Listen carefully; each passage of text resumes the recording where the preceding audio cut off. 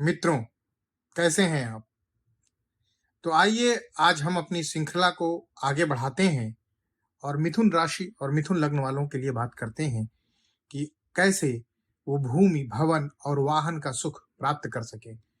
तो देखिए यहाँ पे स्क्रीन पे कुंडली लिखी हुई है, तो जहाँ पे एक 3 नंबर लिखा हुआ है और एक बड़ा मैग्नेट रखा हुआ है ब्लैक कलर का। तो अगर आप ये आपकी कुंडली का फर्स्ट हाउस है, तो अगर आपकी कुंडली जो है 3 नंबर से शुरू हो रही है, तो आपका मिथुन लग्न है। इसके अलावा आपका चंद्रमा इस पूरी कुंडली में कहीं भी बैठा हो, अगर वहां पे 3 नंबर लिखा हुआ है, कहीं भी बैठा हो और वहां पे अगर 3 नंबर लिखा है, तो इसका मतलब आपकी मिथुन राशि है। तो अगर ये आपका मिथुन लग्न है, अगर आपकी मिथुन राशि है, तो ये जानकारी आपके लिए है। अगर ये जानकारी आपके लिए है, तो पूरा वीडियो ध्यान से देखिएगा, लाइक करिएगा, सब्सक्राइब करिएगा। देखिए कुंडली में जो हमारे 12 भाव हैं, वो 12 भाव में कोई भी ग्रह हो सकते हैं। किसी भी ग्रह का स्वामित्व हो सकता है और वहां कोई भी ग्रह बैठ सकता है। लेकिन हर भाव एक ना एक चीज को रिप्रेजेंट करता है और जो वो उस चीज को रिप्रेजेंट करता है वो उस भाव का कारक होता है। तो इंडिविजुअल कुंडली देखने पे और नैरो डाउन करके और स्पेसिफिक तरीके से बताया जा सकता है कि आप अपने भूमि, भवन, वाहन के सुख को कैसे प्राप्त कर सकें और उसमें आने वाली अड़चनों को कैसे दूर कर सकें। लेकिन एक जनरल फलादेश के अनुसार मिथुन लग्न और मिथुन राशि वालों के लिए अब हम शुरू करते हैं। देखिए मिथुन लग्न और मिथुन राशि वालों के लिए एक एक जो है असमंजस की स्थिति रहती है। वो असमंजस की स्थिति ये होती है कि कभी आपने मिथुन लग्न और मिथुन राशि वालों का सिंबल देखा है, ये उसमें एक स्त्री और पुरुष का सिंबल होता है। मीन्स ये दिखाता है, ये दर्शाता है कि आपके अंदर एक समय में दो तरह की विचारधाराएं चलती रहेंगी। आपके पास हमेशा हर काम के लिए दो ऑप्शन मौजूद रहेगा और उस वक्त आपके लिए निर्णय लेना हमेशा आपके लिए कठिन होता होगा। आप एक बार में कोई निर्णय नहीं ले पाते होंगे, इसलिए ये सिंबल है। अब मैं आपको बताता हूं ये सिंबल कैसे है। अब आप मान के चलिए कि जैसे आप मंगल को ले लीजिए, तो जहां पे 1 नंबर लिखा हुआ है, जहां पे 8 नंबर लिखा हुआ है, 8 नंबर कहां पे लिखा हुआ है? अब 3 से गिनना शुरू करिए। 3 हुआ फर्स्ट हाउस, 4 है जहां पे वो सेकंड हाउस, 5 नंबर जहां पे लिखा है वो आपका तृतीय हाउस, जहां पे 6 नंबर लिखा हुआ है आपका जो है चतुर्थ हाउस, जहां पे 7 नंबर लिखा हुआ है वो आपका पंचम हाउस, जहां पे 8 नंबर लिखा हुआ है वो आपका हुआ सिक्स हाउस। उसी तरह ऐसे करते हुए जहां पे आप जाएंगे 1 नंबर लिखा हुआ है वो आपका हुआ एकादश हाउस। तो मंगल जो है एक शुभ भाव का स्वामी है, एक अशुभ भाव का स्वामी है। षष्ठेश होके अशुभ है और एकादशेश होके शुभ है, लाभ भाव का स्वामी है। इसी तरह आप देखिए जहां 10 नंबर लिखा हुआ है वो अष्टम है, 11 जहां लिखा हुआ भाग्य भाव का स्वामी है। तो जो 10 नंबर है और जो 11 नंबर है, एक मकर राशि हुआ, एक कुंभ राशि हुआ, इन दोनों के स्वामी शनि है। तो शनि महाराज एक अष्टमेश भी है, साथ साथ आपके भाग्य के भी स्वामी है।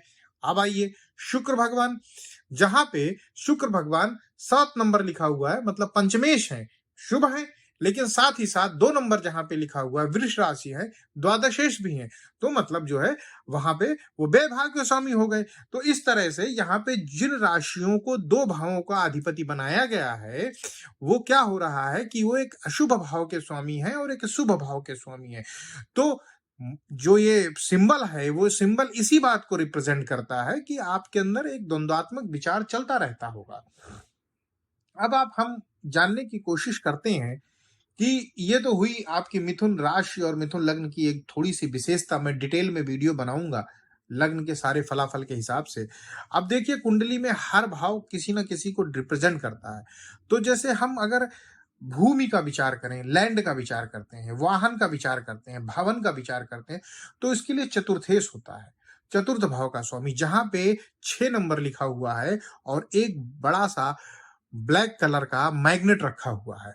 एक मैग्नेट वहां रखा हुआ है जहां पे 3 नंबर लिखा हुआ है, वो आपका लग्न भाव का स्वामी हुआ। लग्न भाव का स्वामी 3 नंबर मिथुन राशि जिसके स्वामी होते हैं बुध, साथ ही साथ छठा भाव जो आपका चतुर्थेश है उसके भी स्वामी बुध होते हैं। मतलब लग्नेश और सुखेश दोनों के स्वामी आपके केस में बुध है। ये एक अच्छी बात है।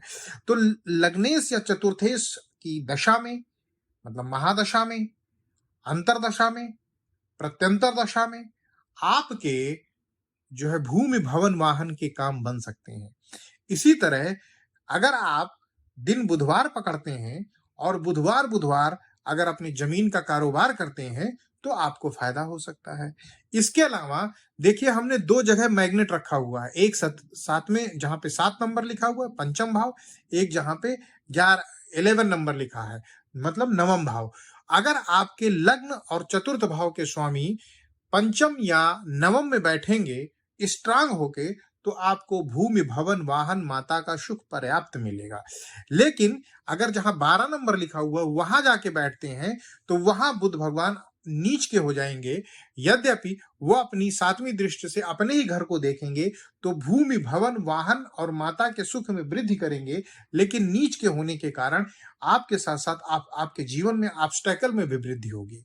आप जो है थोड़ा-सा उद्विग्न स्वभाव के रहेंगे, क्योंकि बुध जो है ग्रहों में युवराज हैं, और जो ग्रहों में युवराज हैं तो आप समझ लीजिए कि यूथ के अंदर एक एक अलग ही एनर्जी होती है। यूथ जो है आप मान के चलिए कि वो जो है अ, उनका जैसा स्वभाव होता है, उस स्वभाव के अनुसार वो होते हैं।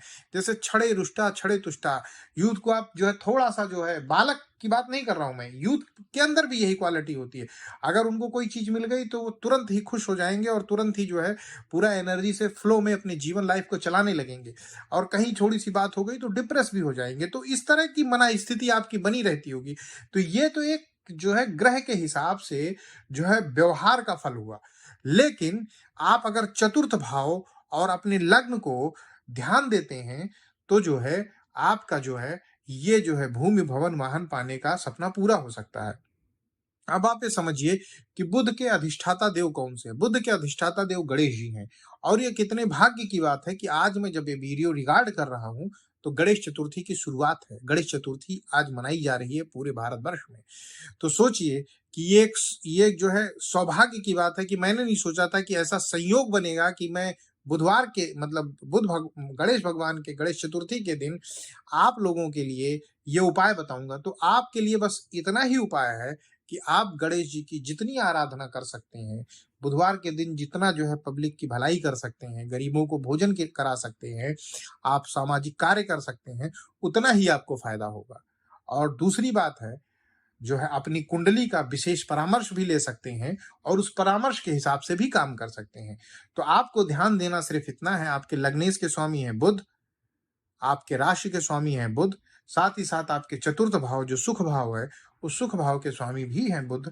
तो आपको सिर्फ बुध को स्ट्रांग करना है, बुध को मजबूत करना है। एक साधे सब सध है, सब साधे सब जाए। एक स्ट्रांग होगा, आपका लग्नेश स्ट्रांग होगा, आपका सुख भाव स्ट्रांग होगा, तो आपके बाकी जो और चीजें हैं वो उसके जो है साइड इफेक्ट में ऑटोमेटिकली स्ट्रांग हो जाएंगी, या आपके हाथों से ऐसे कर्म हो जाएंगे कि वहां जो है इंप्रूवमेंट होना शुरू हो जाएगा और आपको पता भी नहीं चलेगा। तो आपको गणेश जी की जितनी ज्यादा आराधना कर सकें, जितना उनकी सेवा कर सकें, जितना सामाजिक कार्य आप बुधवार के दिन कर सकें, बुधवार के दिन मंदिर जा सकें, मेडिटेशन कर सकें, प्रेयर कर सकें, उतना ही आपको फायदा होगा। तो जो है ये हुआ मिथुन लग्न और मिथुन राशि वालों के लिए चतुर्थ भाव, सुख भाव का संपूर्ण विवेचन, और सुख में सारी चीजें सम्मिलित हैं। अगर आप अपने सुख भाव को मजबूत करते हैं, तो देखिए सुख में सुख है 2 शब्द, लेकिन इसमें सब चीज समाहित है। शरीर का सुख, धन का सुख, संतान का सुख, पिता से सुख, माता से सुख, मित्र से सुख, समाज से सुख, सरकार से सुख। तो सुख तो है छोटा, लेकिन उसमें सारी चीजें समाहित है। तो सुख भाव को मजबूत करने से आपका जीवन सुखी हो जाएगा।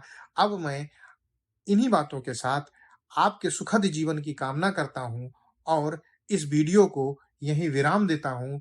आपका जीवन मंगलमय हो। जय श्री राम।